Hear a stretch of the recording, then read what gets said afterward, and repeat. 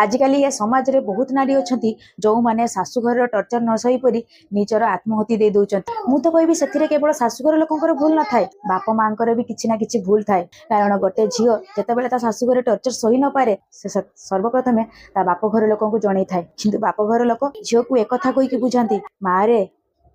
शाशुघर एमती बहुत किसी कथा सहीवाई पड़ो न सहीले तू घर संसार करू केमती एमती कि गोटे माँ ता झील को बुझाए मारे दिन थिला मो सासु ससुर भी मते बहुत टर्चर करथुले तो बापा भी मते मारधर करथुले ता बोली कोन मो संसार छाड़ी के मो बाप घर को चली जाइथिली